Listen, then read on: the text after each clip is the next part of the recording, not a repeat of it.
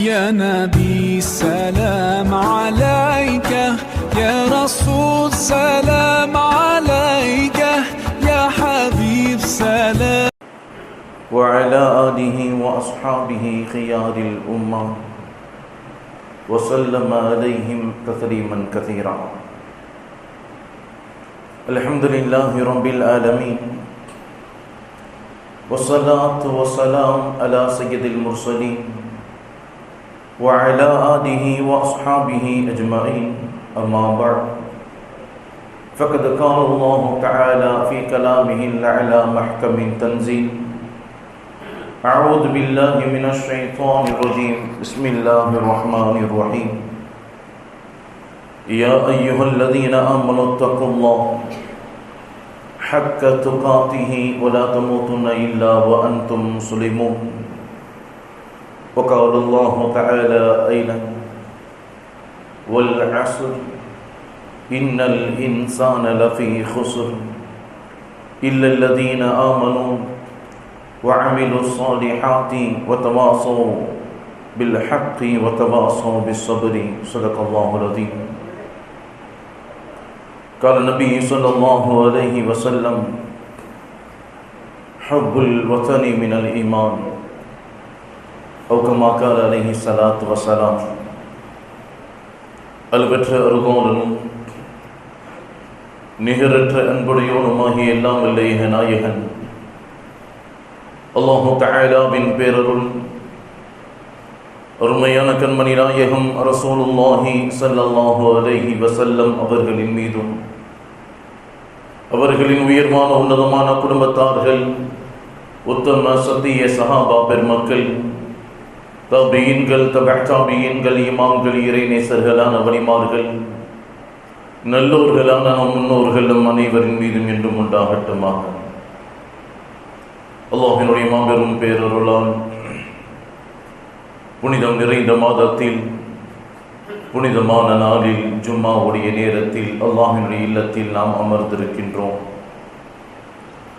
இந்த மாதத்தில், இந்த நாளில், இந்த ஜும்மாவுடைய நேரத்தில் எந்த நன்மைகளை, எந்த பாக்கியங்களை இறைவன் இந்த மனித சமுதாயத்திற்கு தருவதாக வாக்களித்தானோ, இந்த மாதத்தில், இந்த நாளில், இந்த ஜும்மாவுடைய நேரத்தில் நபிகள் நாயகம் ஸல்லல்லாஹு அலைஹி வஸல்லம் அவர்கள் எந்த நன்மைகளை, எந்த பாக்கியங்களை இறைவனிடம் கேட்டு பெற்றார்களோ அத்தனை நன்மைகளையும் பெறக்கூடிய நல்லவர்களாக அல்லாஹ் நம் அனைவரையும் ஆக்கி அருள்வானாக. வாழும் காலம் முழுக்க லா இலாஹ இல்லல்லாஹ் முஹம்மதுர் ரசூலுல்லாஹ் என்ற கலிமாவின் அடிப்படையில் வாழ்ந்து அதே கலிமாவோடு மரணமாக கூடிய உயர் பாக்கியத்திற்குரிய நல்லவர்களாக அல்லாஹ் நம் அனைவரையும் ஆக்கி அருள்வானாக. கண்ணியமானவர்களே, அருள்முறை குர்ஆன் ஷரீஃபின் மிகச்சிறிய அத்தியாயங்களில் ஒன்று அல்லாஹ் சொல்லுவான்: வல் அஸ்ர், காலத்தின் மீது சத்தியமாக, இன்னல் இன்சான லஃபீ ஹுஸ்ர், நிச்சயமாக மனிதன் நஷ்டவாதி, நிச்சயமாக மனிதன் நஷ்டத்திற்குரியவன், நிச்சயமாக மனிதன் இழப்பிற்குரியவன். காலத்தின் மீது சத்தியம் செய்து இறைவன் சொல்லக்கூடிய வார்த்தை, மனிதர்கள் நஷ்டவாதிகள். இல்லல்லதீன ஆமனு, சிலர்களை தவிர, இல்லல்லதீன ஆமனு, இவர்களை தவிர, இல்லல்லதீன ஆமனு, இறைவனால் பரிசுத்தப்படுத்தியவர்களை தவிர, வஅமிலு ஸாலிஹாத், யார் உயரிய ஈமானை ஏற்றுக்கொண்டு நல்லமல்களை இந்த உலகத்தில் செய்து கொண்டிருந்தார்களோ, ஏகத்துவ கலிமாவை மனதால் ஏற்று அதன் அடிப்படையில் வாழ்க்கையை அமைத்து இறை பிரியத்திற்குரிய வாழ்க்கை இந்த உலகத்தில் யார் ஒருவர் வாழ்ந்து நல்ல காரியங்களில், நல்ல செயல்பாடுகளில், நல்ல சிந்தனைகளில் தன்னை ஈடுபடுத்திக் கொண்டார்களோ அவர்களை தவிர. வதவாஸவு பில் ஹக்கி வதவாஸவு பிஸ் ஸப்ரி, பொறுமையை கொண்டும் உண்மையை கொண்டும் யார் ஒருவர் இந்த உலகத்தில் ஒருவருக்கொருவர் போதனை செய்து உயரிய வாழ்க்கை வாழ்ந்தார்களோ அந்த மனிதர்களை தவிர மற்ற அனைவருமே நஷ்டவாதிகள். இமாம் ஷாஃபி ரஹ்மத்துல்லாஹி அலைஹி அவர்கள் இந்த வசனத்திற்கு விரிவுரைகளில் தரும்போது, விளக்கங்களை சொல்லும் போது, அருள்மறை குர்ஆன் ஷரீஃபிலே ஏகத்துவத்தின் ஆதாரமாக இறைவனுடைய வல்லமையை வெளிப்படுத்தக்கூடிய இறை வசனங்களை இறைவன் வேற எந்த ஒன்றையும் இறக்காமல் இருந்திருந்தாலும் இந்த ஒரு அத்தியாயம் முழு மனித சமுதாயத்தின் நேர்வழிக்கு போதுமானது என்று சொல்லுவார்கள்.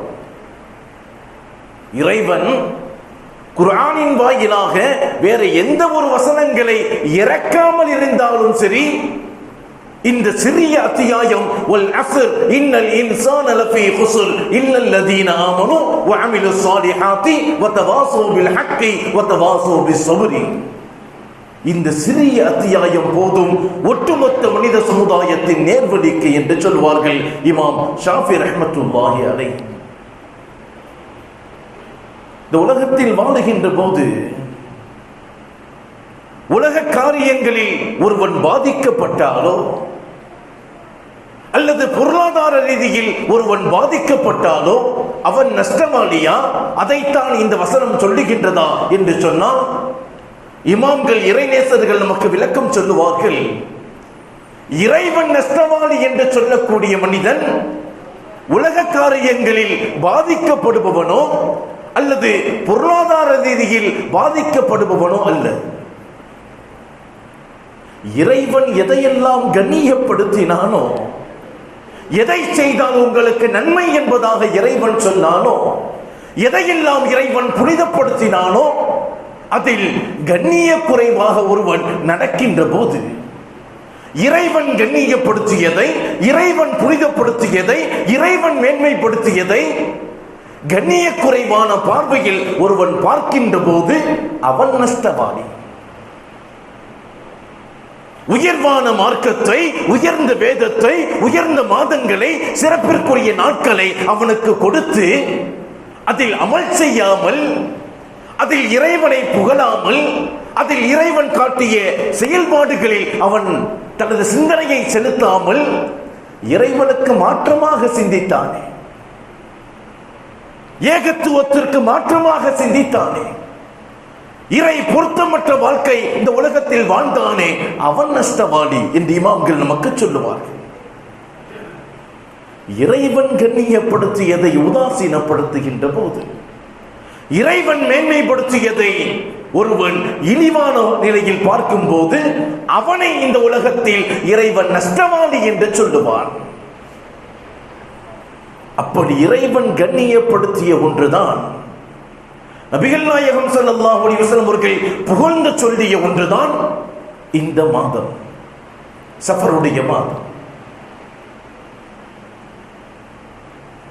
இஸ்லாத்தின் பெயரால் இஸ்லாத்தை ஏற்றுக்கொண்ட சிலர்கள் இந்த மாதத்தை ஒரு பீடையாக, ஒரு துர்க்குணமாக, நல்ல காரியங்களை கூட தள்ளி போடக்கூடிய ஒரு நிலையில் இந்த மாதத்தை அணுகுவதை நாம் பார்த்திருக்கின்றோம். ஆனால் நபிகள் நாயகம் ஸல்லல்லாஹு அலைஹி வஸல்லம் அவர்கள் சஃபருடைய மாதத்தை குறித்து சொல்லும் போது சஃபருல் முதஃபர் என்று சொன்னார்கள். இது வெற்றிக்குரிய மாதம் என்று சொன்னார்கள். தனது பிரியத்திற்குரிய அன்னை ஃபாத்திமா ரலியல்லாஹு தஆலா அன்ஹா அவர்களுக்கும் அலி ரலியல்லாஹு தஆலா அவர்களுக்கும் திருமணம் நடத்தி பார்த்த மாதம் இந்த சஃபருடைய மாதம். இந்த மாதத்தில் எந்த போருக்காக பெருமானார் படைகளை அனுப்பினார்களோ அத்தனை போர்களும் வெற்றியை தந்தது. ஆனால் இஸ்லாத்தின் பெயரால் சில தினங்களை துர்க்குணமாக பார்க்கக்கூடிய நிலைகள், சில காரியங்களை உதாசீனப்படுத்தக்கூடிய நிலைகள், சில அமல்களை பொடுபோக்காக பார்க்கக்கூடிய நிலைகள். அன்பானவர்களே, இதைத்தான் இமாம்களும் இறைநேசர்களும் நமக்கு சொன்னார்கள். இறைவன் கண்ணியப்படுத்தியதை, இறைவன் மேன்மைப்படுத்தியதை, பெருமானார் உயர்ந்த நிலையில் சொல்லி காட்டியதை உதாசீனப்படுத்துகின்ற போது இறைவன் சொன்னானே, வல் அஸ்ர், காலத்தின் மீது சத்தியமாக, இன்னல் இன்சான லஃபீ குஸ்ர், மனிதன் நஷ்டவாளி என்று சொன்னாரே, அப்படிப்பட்ட நிலையில் மனிதர்கள் மாட்டிக்கொள்ளுகின்றார்கள். அன்பானவர்களே, இறைவன் கண்ணியப்படுத்திய மாதங்கள் இவைகள் எல்லாம், பெருமானார் புனிதப்படுத்திய மாதங்கள் இவைகள் எல்லாம், பெருமானார் அதிகம் அமல் செய்த மாதங்கள் இவைகள் எல்லாம். உலகத்தில் எண்ணற்ற அருள் கொடைகளை அல்லாஹ் மனித சமுதாயத்திற்கு கொடுத்துக் கொண்டே இருக்கின்றான். ஏன்? இறைவனுக்கு நாம் நன்றி செலுத்த வேண்டும் என்பதற்காக. இறைவன் சொல்லுவான், இன் ஷக்கர்தும் லஅஸீதன்னகும், இறைவன் உங்களுக்கு செய்யக்கூடிய அருள் கொடைகளுக்கு நீங்கள் நன்றி செலுத்தினால் அந்த அருள்களை நான் அதிகப்படுத்தி தருகின்றேன். நாம் தயாராக இல்லை. எத்தனை அருள் கொடைகளை வாரி கொடுத்தாலும் இறைவன் சொல்லுவான், இறைவன் உங்களுக்கு செய்த பாக்கியங்களை, அருள் கொடைகளை எண்ண முற்படுவீர்கள் என்று சொன்னால் அதை எண்ணி முடிக்க முடியாது. அவ்வளவு பாக்கியங்களை இறைவன் தினம் தினம் கொடுத்துக் கொண்டே இருக்கின்றான். வெயிலில் நடப்பவனுக்கு தான் தெரியும் நிழலுடைய அந்த மேன்மை. கண்கள் இருப்பவர்களுக்கு தெரியாது, அது இல்லாதவர்களிடம் கேட்டு பாருங்கள் கண்ணுடைய மகிமையை. கரங்கள் இருப்பவர்களுக்கு தெரியாது, அது இல்லாதவர்களிடம் கேட்டு பாருங்கள் கரங்களின் மகிமையை. எல்லாவற்றையும் சரியாக இறைவன் கொடுத்து, நான் உங்களுக்கு செய்த அருள் கொடைகள் எண்ணிலடங்காதவை, அதை எண்ணி முடிக்க முடியாது என்று இறைவன் சொல்லி இருக்க, இத்தனை பாக்கியங்களை, நிஅமத்துகளை, அருள் கொடைகளை அனுபவிக்கக்கூடிய மனிதன் இறைவனை மறந்த வாழ்க்கை வாழ்ந்து கொண்டிருக்கின்றான். அதிலும் குறிப்பாக இறைவன் ஒரு மனிதனுக்கு வழங்கி இருக்கின்ற அருள் கொடைகளில் மிக உயர்ந்தது எது தெரியுமா? மிக உயர்ந்தது பாதுகாப்பு என்பது. ஒரு மனிதனின் உயிர், உடைமைகள், பொருளாதாரம், மானம் இவைகள் எல்லாம் பாதுகாப்பாக இருக்க வேண்டும் என்பதுதான் மனிதனுடைய ஆசை. அது பாதுகாப்பாக இருக்கும் போது, அவைகள் பரிபூர்ணமாக இருக்கும் போது அவனுடைய உள்ளம் மகிழ்ச்சியும் நிம்மதியும் அடைகின்றது. ஒருவனுக்கு எவ்வளவுதான் சொத்துக்கள் இருந்தாலும், சுகங்கள் இருந்தாலும், அவனது வாழ்க்கையில் அமைதியும் பாதுகாப்பும் இல்லை என்று சொன்னால், இது எல்லாம் இருந்து எந்த பிரயோஜனமும் இல்லாத நிலைக்கு அவன் ஆட்பட்டு விடுவான். எனவேதான் நபி இப்ராஹிம் அலைஹிஸ்ஸலாத்து வஸலாம் அவர்கள் தன்னுடைய குடும்பத்தை வனாந்திர பாலைவனத்தில் விட்டு வருகின்ற போது இறைவனிடம் கேட்டார். யாருமே இல்லாத பாலைவனத்தில் தனது குடும்பத்தை அழைத்துக் கொண்டு போய் விட்ட இப்ராஹிம் அலைஹிஸ்ஸலாத்து வஸலாம் அவர்கள் இறைவனிடம் என்ன கேட்டார்கள்? இறைவா, எனது குடும்பத்தை இந்த பாலைவனத்தில் விட்டு வருகின்றேன், நீ அவர்களுக்கு உணவு கொடு, நீ அவர்களுக்கு கனிவரைக்கம் கொடு என்பதை முதலில் கேட்கவில்லை. இப்ராஹிம் அலைஹிஸ்ஸலாத்து வஸலாம் அவர்கள் கேட்ட துஆவை இறைவன் குர்ஆன் ஷரீஃபிலே பதிவு செய்வான். வைத கால இப்ராஹீமு ரப்பி ஜஅல் ஹாதா பலதன் ஆமினா, இறைவா, என் குடும்பத்தை வனாந்திர பாலைவனத்தில் விட்டு வருகின்றேன், அந்த இடத்தை முதலில் பாதுகாப்பாக ஆக்கு, பாதுகாப்பை உறுதி செய், பிறகு வர்ஸுக் அஹ்லஹு மினத் ஸமராத், அவர்களுக்கு கனிவர்க்கங்களை உணவாக கொடு என்று சொன்னார்கள். அதற்கு காரணம் என்ன தெரியுமா? ஒரு மனிதனுடைய வாழ்க்கையில் அவன் வாழ்வதற்கான பாதுகாப்பு இல்லை என்று சொன்னால் அவன் ரிஸ்கை தேடி வெளியே செல்ல முடியாத நிலையில் மாட்டிக்கொள்வான்.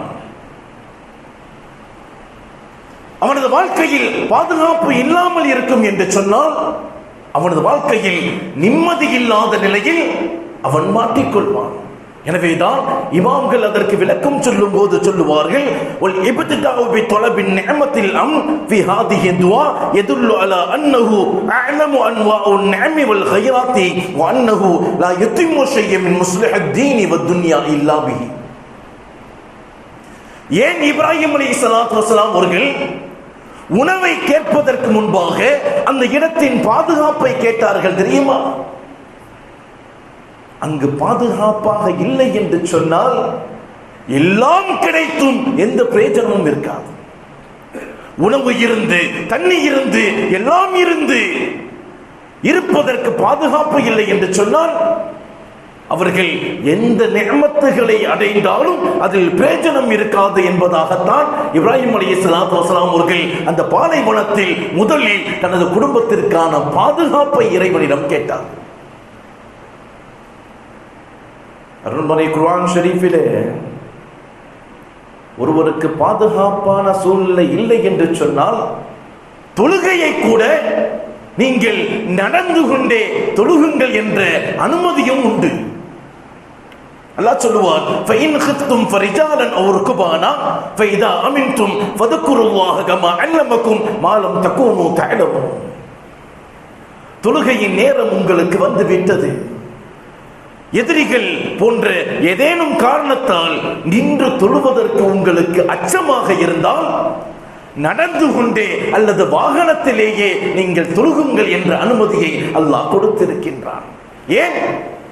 ஒவ்வொரு இடத்தில் நாம் வாழுகின்ற போது அங்கு இருக்கின்ற பாதுகாப்பு மிக பெரும் அத்தியாவசியம் என்பதை அருள்மறை குர்ஆன் ஷரீஃபின் வாயிலாக இறைவன் நமக்கு ஒவ்வொரு நிலையிலும் சொல்லிக் கொண்டே இருக்கின்றான். பெருமானார் ஸல்லல்லாஹு அலைஹி வஸல்லம் அவர்கள் சொல்லிய செய்தி, மன் அஸ்பஹ மின்ஹும் ஆமினா ஃபைன் ஷர்பிஹி முஆஃபன் ஃபீ ஜஸதிஹி வ இன்தஹு குவத்தன் யௌமிஹி ஃபகஅன்னமா கீஸத் லஹு துன்யா. ஒரு மனிதன் காலையில் இருந்திருக்கின்றான், அவனுடைய வீட்டில் பாதுகாப்பாக உடல் ஆரோக்கியத்தோடு அன்றைய நாளுக்கு போதுமான உணவோடு ஒருவன் காலையில் விழித்தால் அவன் இந்த உலகத்தை பெற்றவன் என்று சொன்னார்கள் நபிகள் நாயகம் ஸல்லல்லாஹு அலைஹி வஸல்லம். வாழ்வதற்கான பாதுகாப்பு, வாழ்க்கையில் நிம்மதி, உயரிய உணவுகள், அன்றைய நாளுக்கு தோதுவான உணவும் ஆரோக்கியமும் அவனிடம் இருந்தது என்று சொன்னால் அவன் ஒட்டுமொத்த உலகத்தை பெற்றவன் என்று சொன்னார்கள் நபிகள் நாயகம் ஸல்லல்லாஹு அலைஹி வஸல்லம் அவர்கள். திர்மிதி ஷரீஃபிலே பதிவு செய்யப்பட்ட ஹதீஸ். உலமாக்கள் சிலர்கள் விளக்கம் சொல்லுவார்கள், وسئل بعض العلماء الامن افضل من الصحه فقال امن افضل. ஒரு மனிதனுக்கு உடல் ஆரோக்கியத்தை விட அவன் உயிர் பாதுகாப்பாக இருப்பது மிக பெரும் அத்தியாவசியமான ஒன்று. இறைவன் அதைத்தான் குர்ஆனின் வாயிலாக போதனை செய்கின்றான். பெருமானார் அதைத்தான் ஹதீஸின் வாயிலாக நமக்கு எச்சரித்து காட்டினார்கள். ஒரு பலகீனமான முஃமினை விட பலமான முஃமின் இறைவனுக்கு பிரியமானவன் என்று சொன்னார்கள். அதே நேரத்தில் அவன் உயிர் பாதுகாப்புக்குரியதாக இருக்க வேண்டும் என்று சொன்னார்கள் நபிகள் நாயகம் ஸல்லல்லாஹு அலைஹி வஸல்லம். மாத்திரமல்ல, பெருமானார் காலையிலும் மாலையிலும் அதிகம் பிரார்த்தனை செய்த துஆவில் அல்லாஹும்ம யஸ்திர் அவ்ரத்தி வ ஆமின் ரஅவத்தி. இறைவா, என் குறைகளை மறைப்பாயாக, என் திடுக்கங்களை நீக்கி நிம்மதியான பாதுகாப்பான வாழ்க்கையை எனக்கு வழங்குவாயாக என்று பெருமானார் ஒவ்வொரு காலையிலும் மாலையிலும் பிரார்த்தனை செய்ததாக இப்னு மாஜாவிலே பதிவு செய்யப்பட்டிருக்கின்றது. அல்லாஹ்வினுடைய மாபெரும் பேரருள் நமது வாழ்க்கை பாதுகாப்பாக இருப்பது. ஆனால் இயற்கை பேரிடர்களை தாண்டி, இயற்கை பேரிடர்களை தாண்டி இந்திய நாட்டில் இந்த பாதுகாப்பு என்பது சிறுபான்மை சமுதாயத்திற்கு இல்லாமலே மாறி இருக்கின்றது. எப்போதும் அச்சத்தோடும் பீதியோடும் வாழுகின்ற சூழலில் இந்திய நாட்டில் இஸ்லாமியர்கள் வாழ்ந்து கொண்டிருக்கின்றார்கள். இந்த தேசத்தில் சிறுபான்மை சமூகம் ஒவ்வொரு நாளும் துன்புறுத்தப்பட்டுக் கொண்டே இருக்கின்றது. எந்த காரணங்களும் இல்லாமல் காவல்துறையால் கைது செய்யப்பட்டுக் கொண்டே இருக்கின்றது. நீதிமன்றங்கள் இஸ்லாமியர்கள் என்று சொன்னால் ஒரு விதமான தனிப்பட்ட பார்வையை செலுத்திக் கொண்டே இருக்கின்றது. பசுக்குண்டர்களால், ராம பக்தர்களால் தினம் தினம் இஸ்லாமியர்கள் பாதிக்கப்பட்டுக் கொண்டே இருக்கின்றார்கள். இஸ்லாத்தின் அடையாளங்கள் அழிக்கப்பட்டுக் கொண்டிருக்கின்றது. இஸ்லாமிய சொத்துக்கள் பிடுங்கப்பட்டுக் கொண்டிருக்கின்றது. தினம் தினம் வாடிக்கையாகவே இது மாறி இருக்கின்றது. நேற்றைய தினம் மக்களவையில் தாக்கல் செய்யப்பட்ட மசோதா வக்ஃப் சட்டங்களின் மீதான திருத்த மசோதா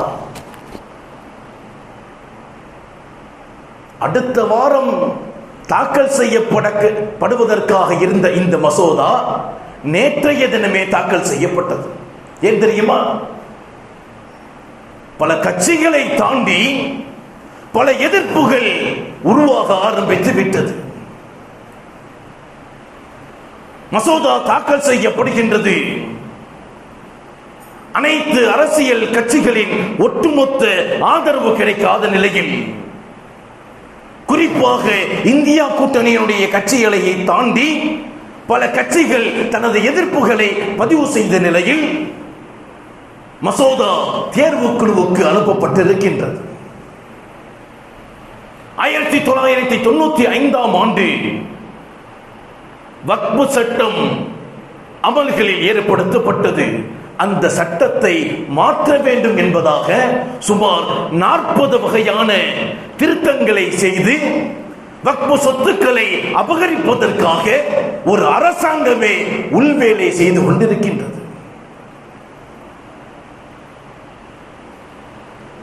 இந்திய ராணுவம், மத்திய ரயில்வே துறை இதற்கு அடுத்த கட்டமாக இந்திய நாட்டில் மிக பெரும் நிலங்களை, சொத்துக்களை கொண்டது வக்ஃபுடைய சொத்து. இந்திய ராணுவத்துக்கு அடுத்தபடியாக, இந்தியன் ரயில்வேக்கு அடுத்தபடியாக மூன்றாவது மிக பெரும் நிலங்களையும் சொத்துக்களையும் கொண்டது முஸ்லிம்களுடைய வக்ஃப் சொத்து. இந்த நாடு முழுவதும் சுமார் 9.4 லட்சம் ஏக்கர் அளவிலான 8.7 லட்சம் நிலங்களை கொண்டது. எதற்காக இந்த சட்டத்தை இப்பொழுது திணிக்கின்றார்கள் தெரியுமா? மேம்போக்காக பல சலுகைகள் இஸ்லாமியர்களுக்கு உண்டு என்று சொல்லக்கூடியவர்கள் எதற்காக இந்த சட்டத்தை திணிக்கின்றார்கள் தெரியுமா? எதற்காக சட்ட திட்டங்களை உருவாக்குகின்றார்கள் தெரியுமா? நேற்றைய தமிழ் திசை இந்து நாளேடில் வந்த ஒரு கட்டுரை மிக பெரும் முக்கியத்துவம் வாய்ந்தது. அதில் குறிப்பிட்ட செய்தி மத்திய அரசின் அதிகாரிகளுடைய வட்டம் கூறுகின்ற போது, கடந்த 2009 வரை வக்ஃபினுடைய சொத்துக்கள் வெறும் 3 லட்சம் நிலங்கள் மாத்திரம்தான், 4 லட்சம் ஏக்கர் மாத்திரம்தான்.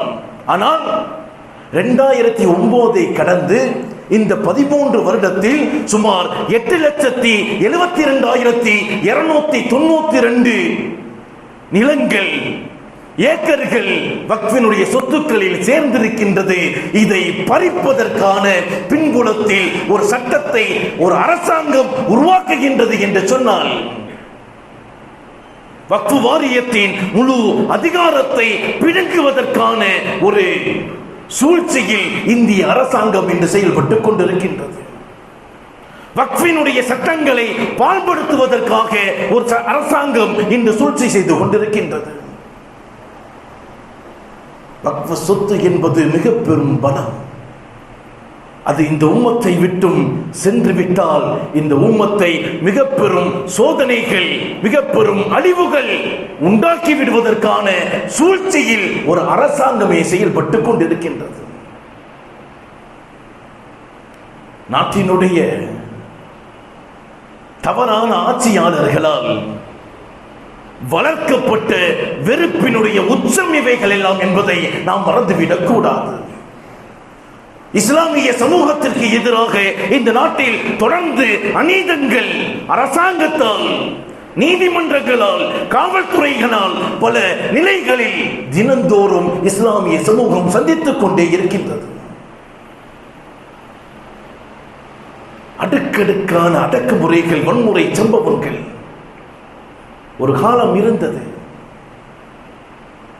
உமர் ரலியல்லாஹு தஆலா அன்ஹு என்ற ஒற்றை நபரை பார்த்து ஒட்டுமொத்த உலகமும் பயந்தது. ஒரு காலம் இருந்தது, உமர் என்ற பெயரை சொன்னால் ஒட்டுமொத்த உலகமும் நடுங்கியது. அலி ரலியல்லாஹு தஆலா அவர்கள் சொல்லக்கூடிய செய்தி, ஹிஜ்ரத்திற்கு முன்னால் சஹாபாக்கள் ஹிஜ்ரத் செய்கின்ற போது மறைந்து மறைந்து ஒளிந்து ஒளிந்து பதுங்கி பதுங்கிதான் மக்காவிலிருந்து மதீனாவிற்கு ஹிஜ்ரத் செய்தார்கள். ஆனால் உமர் ரலியல்லாஹு தஆலா அவர்கள் எப்படி ஹிஜ்ரத் செய்தார்கள் தெரியுமா? தனது கரத்தில் வாளை ஏந்தியவர்களாக. யாருடைய தாய் தனது மகனை இழப்பதற்கு விரும்புகின்றாரோ அந்த தாய் அவனது மகனை எனக்கு முன்னால் அனுப்பட்டும் என்று சொன்னார்கள்.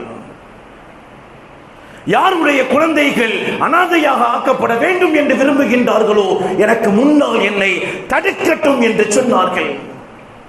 யாருடைய மனைவி விதவையாக விரும்புகின்றார்களோ அவர் எனக்கு முன்னால் நான் ஹிஜ்ரத் செய்கின்றேன், எனக்கு முன்னால் நின்று என்னை தடுக்கட்டும் என்று சொன்னார்கள்.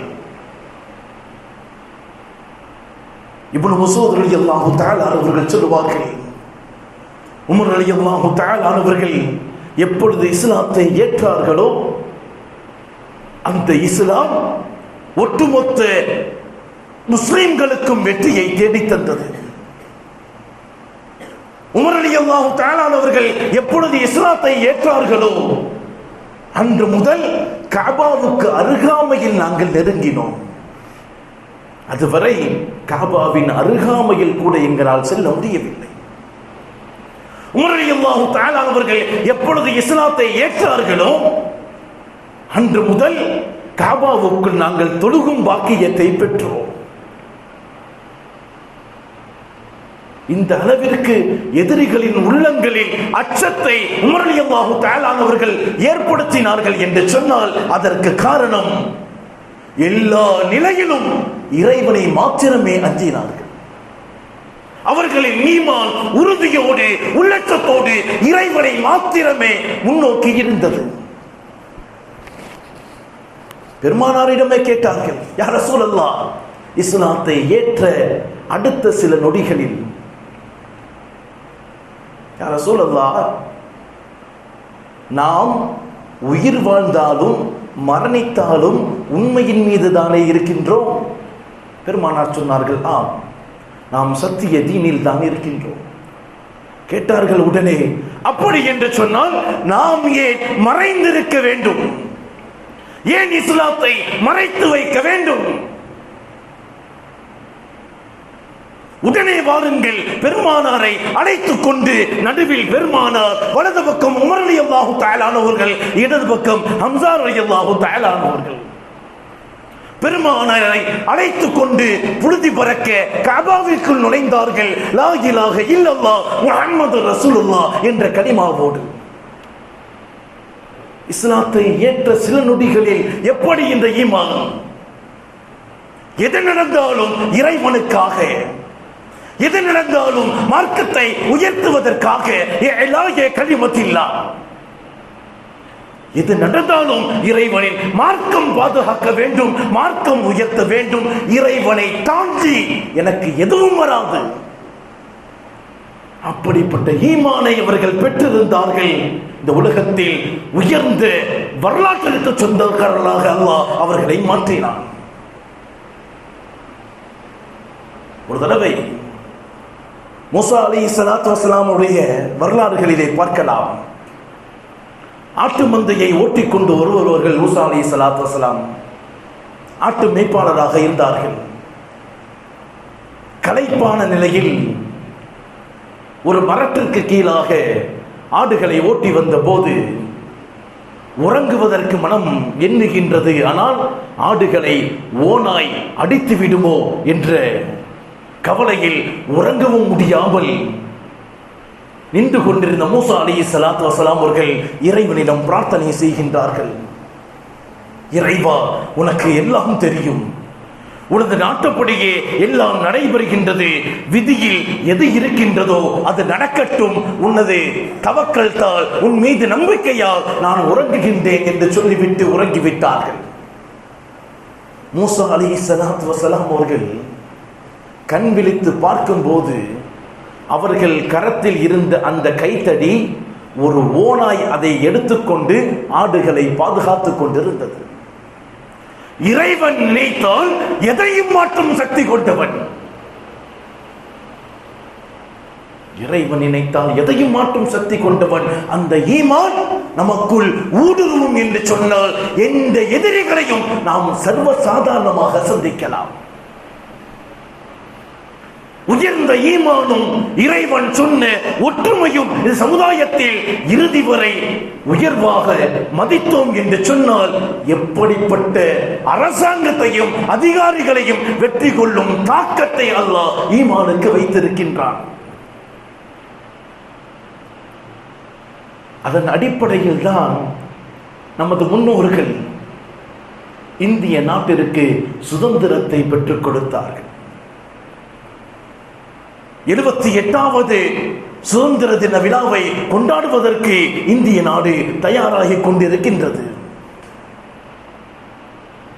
டெல்லியினுடைய செங்கோட்டை, சென்னை தலைமைச் செயலகம், அத்தனை பள்ளிகள், கல்லூரிகள் பரவலாக இந்திய நாட்டின் கொடிகள் ஏற்றப்பட்டு சுதந்திர தின விழா கொண்டாடப்பட்டுக் கொண்டிருக்கின்றது.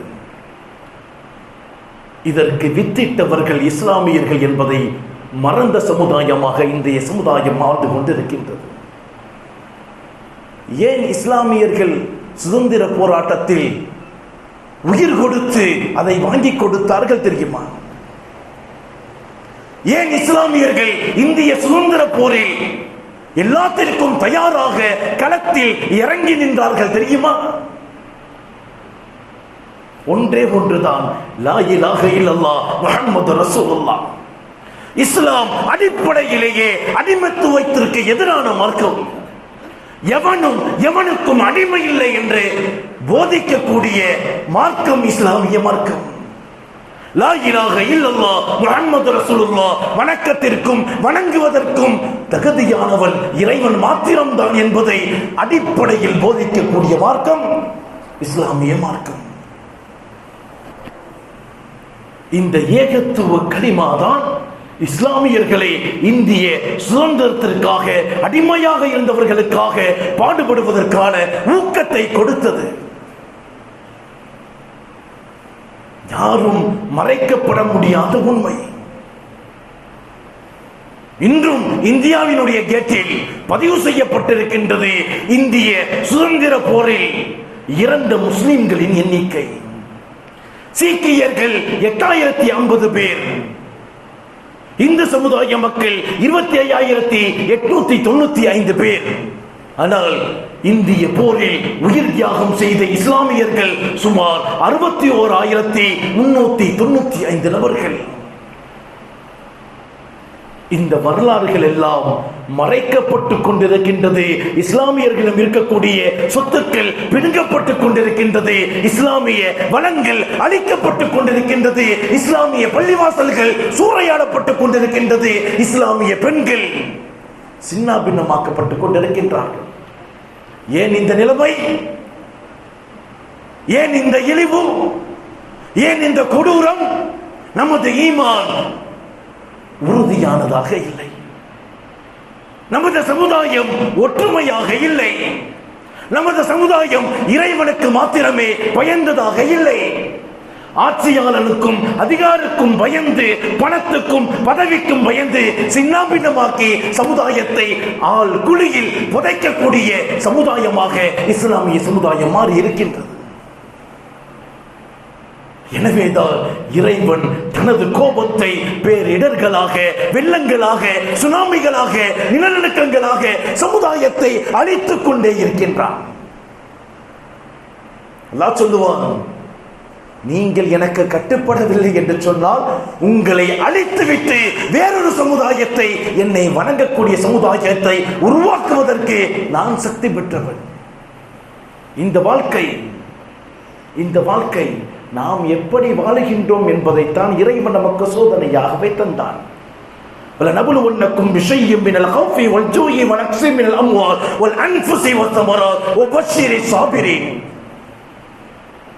சோதனை வந்து கொண்டே இருக்கும். அந்த சோதனையில் இஸ்லாமிய அடிப்படையில், ஈமானின் உறுதியில், இறை நேசர்களின் வழியில், நபிமார்கள் சொன்ன பாதையில் நீ எப்படி வாழுகின்றாய் என்பதைத்தான் இறைவன் சோதனை செய்கின்றான். அந்த ஈமானோடு, அந்த உறுதியோடு, அந்த இறையற்றத்தோடு நாம் வாழ்ந்தால் அத்தனை அதிகாரிகளும் ஆட்சிகளும் இஸ்லாமிய பாதங்களுக்கு கீழ் என்பதைத்தான் அருள்மறை குர்ஆன் ஷரீஃப் நமக்கு போதனை செய்கின்றது. பெருமானார் நமக்கு சொல்லி தந்தார்கள், வாழ்ந்து காட்டினார்கள். சஹாபாக்கள் அப்படிப்பட்ட வாழ்க்கையில் தான் நடைமுறைப்படுத்தி காட்டினார்கள். அந்த வாழ்க்கை இல்லாமல் போனதால் நமது சொத்துக்கள் பறிக்கப்படுகின்றது, நமது சந்தோஷங்கள் சிதைக்கப்படுகின்றது, நமது மகிழ்ச்சிகள் இல்லாமலாக்கப்படுகின்றது. வாழும் நிலத்தில் கூட நிம்மதி இல்லாமல் பயத்தோடு வாழக்கூடிய சூழ்நிலை ஏற்படுகின்றது.